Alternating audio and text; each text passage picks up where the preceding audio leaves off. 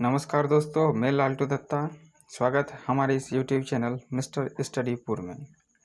तो दोस्तों, आज हम लोग class 8 term 2 examination 2022 paper 2 science subjective type का क्वेश्चन सॉल्व पेपर देखेंगे। ठीक है। तो कुछ देर पहले मैंने 1 से लेकर 7 तक का सॉल्व पेपर भेजा था और बाकी क्वेश्चन सब रह गया था। तो आइए उन सब को देखते हैं। सबसे पहले थोड़ा देख लेते हैं यहाँ पर क्या क्या इंस्ट्रक्शंस है।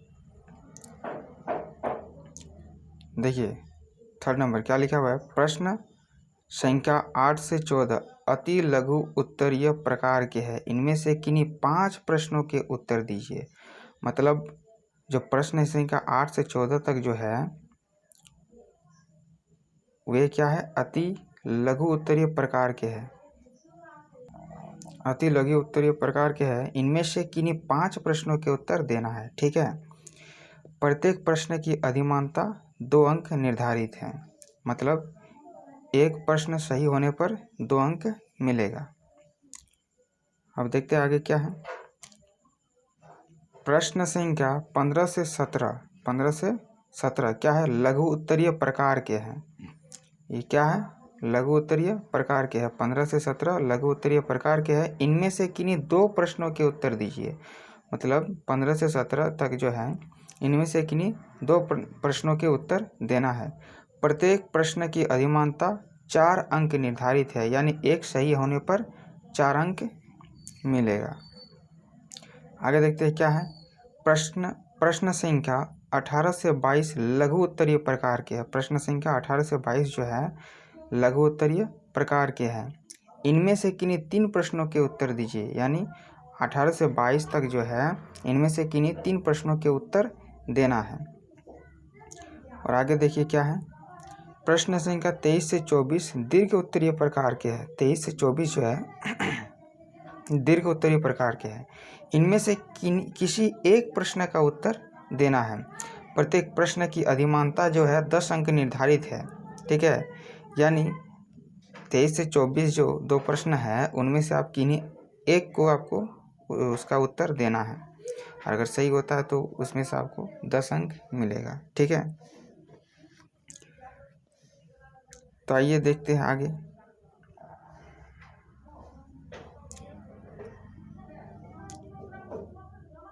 प्रश्न संख्या 8 से शुरू करते हैं। ठीक है।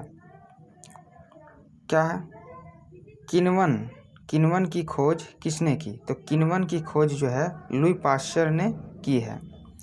अब क्वेश्चन नंबर 9 क्या है, इंसुलिन की कमी से कौन सा रोग होता है। तो इंसुलिन की कमी से मधुमेह रोग होता है।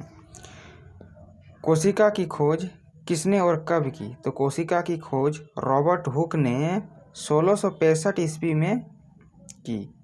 आगे देखते हैं क्या है। कोई एक उपाय बताए जिससे हम कागज का पुनः उपयोग कर सकते हैं।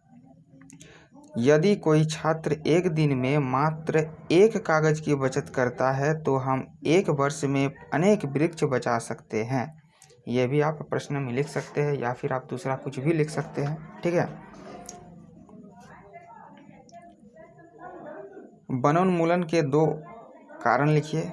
ऐसे तो बहुत सारे कारण हैं, लेकिन मैंने 2 कारण दिए हैं। क्या क्या है। फर्नीचर बनाने के लिए वनों की कटाई। आजकल तो फर्नीचर बनाने के लिए वनों की अंधाधुंध कटाई हो रही है। कृषि योग्य भूमि के लिए वनों की कटाई, और कृषि योग्य भूमि के लिए भी वनों की अत्यधिक मात्रा में कटाई हो रही है। इसके अलावा भी आप दूसरा कुछ लिख सकते हैं 2 कारण। ठीक है। आगे देखते हैं क्या है। क्वेश्चन नंबर 13 जीवाणु के कारण होने वाली 2 बीमारियों के नाम लिखिए। तो जीवाणु के कारण होने वाली 2 बीमारी जो है क्या क्या है, हैजा है और टाइफाइड है। आगे देखिए क्या है। क्वेश्चन नंबर 14 दूध से दही बनाने में किस सूक्ष्मजीव का उपयोग किया जाता है। तो दूध से दही बनाने में दूध में जो होता है लैक्टोबैसिलस नामक जीवाणु होता है, जिस कारण से दूध दही में परिवर्तित हो जाता है। अब क्या है, धातुओं के 2 भौतिक एवं 2 रासायनिक गुणों का वर्णन करें। तो धातुओं के 2 भौतिक एवं 2 रासायनिक गुणों का जो वर्णन करेंगे क्या है। धातुओं के भौतिक गुण। तो धातुओं के जो भौतिक गुण होते हैं वे होते हैं आघात वर्धनीयता, आघात वर्धनीयता। दूसरा होता है तन्यता। आघात वर्धनीयता होता है मतलब उसको अगर हथौड़ा से पीटेंगे, यानी धातु को हथौड़ा से अगर पीटेंगे तो जितना पीटते जाएंगे वो पतली चादर के रूप में वो परिवर्तित होते जाएगा। और तन्यता यानी अगर धातु को जितना खींचेंगे मतलब वो खींचते चला जाएगा, ठीक है, वो होता है तन्यता।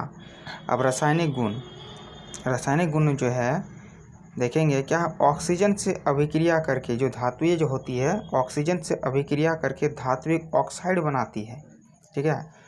धातुएं जो है ऑक्सीजन से अभिक्रिया करके धात्विक ऑक्साइड बनाती है। और दूसरा क्या है, ऑक्साइड की प्रकृति क्षारीय होती है, यानी धातुएं जो होते हैं जो ऑक्सीजन से मिलकर ऑक्साइड बनाते हैं प्रकृति क्या होती है, यहाँ पर क्या लिखा है, ऑक्साइड की प्रकृति जो होती है क्षारीय होती है, यानी धात्विक ऑक्साइड की प्रकृति क्षारीय होती है। आगे देखते हैं क्या है 16 नंबर, क्वेश्चन नंबर 16, ईंधन क्या है? आदर्श ईंधन के 2 गुणों को लिखे। तो घर में या किसी उद्योग धंधे में ऊष्मा ऊर्जा के स्रोत के लिए लकड़ी, कोयला, गोबर का गोईठा, मिट्टी का तेल, एलपीजी गैस इत्यादि का प्रयोग किया जाता है। ये पदार्थ ईंधन कहलाते हैं। तो घर में या उद्योग धंधे में ऊष्मा के स्रोत के लिए लकड़ी, कोयला, गोबर का गोईठा, मिट्टी का तेल, एलपीजी गैस इत्यादि का प्रयोग किया जाता है। ये पदार्थ क्या है, ईंधन कहलाते हैं। एक आदर्श ईंधन वह है जो अधिक ऊष्मा उत्पन्न करता है। आदर्श ईंधन के बहुत सारे गुण हैं, ठीक है, जो अधिक ऊष्मा उत्पन्न करता है, जो सस्ता और सुगमता पूर्वक उपलब्ध होता है, और बहुत सारे मतलब आदर्श ईंधन के गुण हैं।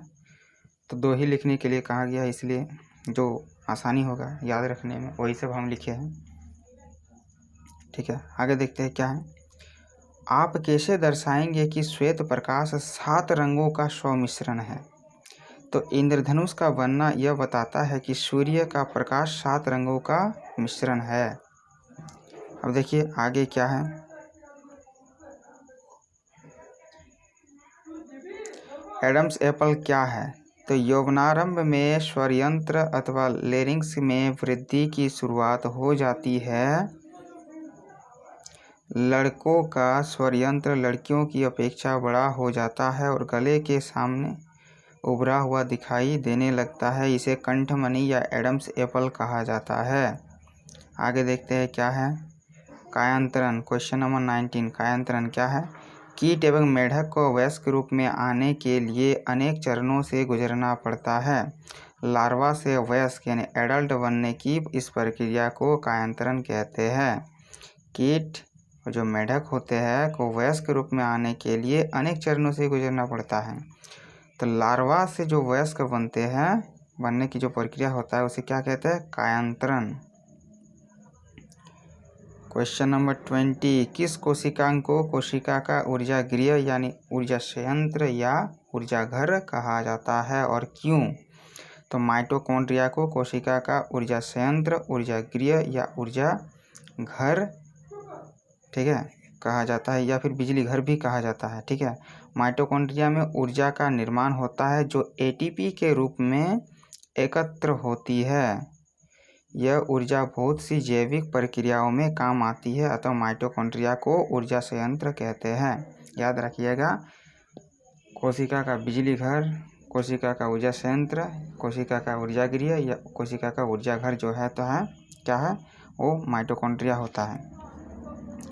आगे देखते हैं क्या है, HIV का पूरा रूप क्या है? HIV से होने वाले रोगों का नाम लिखिए। तो HIV का फुल फॉर्म होता है ह्यूमन इम्यूनो डेफिशिएंसी वायरस, ठीक है, ह्यूमन इम्यूनो डेफिशिएंसी वायरस, ठीक, ह्यूमन इम्यूनो डेफिशिएंसी वायरस। रोग का नाम है एड्स, ठीक है।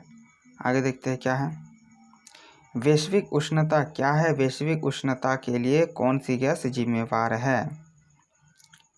तो पृथ्वी पर मानव गतिविधियों के कारण वायुमंडल में ऊष्माशोधक गैसों, ऊष्माशोधक यानी ऊष्मा को अवशोषण करने वाले gas, CO2, CH4, O3, CO2 होता है कार्बन डाइऑक्साइड, CH4 होता है मेथेन और O3 होता है ओजोन की सांद्रता बढ़ती है। इससे पृथ्वी का तापमान बढ़ता है। इसी प्रक्रम को वैश्विक उष्णता कहते हैं। वैश्विक उष्णता के लिए निम्न गैस है जिम्मेवार है, जैसे कार्बन डाइऑक्साइड हो गया, मेथेन हो गया आदि बहुत सारे गैस हैं। क्लोरोफ्लोरोकार्बन भी होता है, नाइट्रोजन का ऑक्साइड भी होता है। ठीक है, देखते हैं आगे क्या है। विद्युत लेपन दर्शाने वाले सरल परिपथ का नामांकित आरेख बनाएं। तो देखिए ऐसे एक आरेख बनाना था। ठीक है, ये नामांकित आरेख है। आगे देखते हैं। पादप एवं जंतु कोशिका में अंतर लिखिए। पादप एवं जंतु कोशिका में निम्न अंतर है। क्या क्या अंतर है? तो इस साइड में पादप कोशिका लिखना है, इसमें जंतु कोशिका। तो पादप कोशिका के साइड में देखते हैं क्या है। पादप कोशिका में सेल्यूलोज की बनी कोशिका भित्ति होती है। पादप कोशिका में क्या होता है? तो सेल्यूलोज की बनी कोशिका भित्ति होती है, जबकि जंतु कोशिका में कोशिका भित्ति नहीं होती। ठीक है, इसमें क्या है? इसमें हरित लवक पाए जाते हैं, इसमें हरित लवक नहीं होते। इसमें बड़ी बड़ी रिक्तिकाएँ होती है, इसमें रिक्तिकाएँ पाई नहीं जाती या बहुत छोटी होती है। पादप कोशिका में सेंट्रोसोम नहीं होता है, जबकि जंतु कोशिका में सेंट्रोसोम होता है। वीडियो को पूरा देखने के लिए धन्यवाद।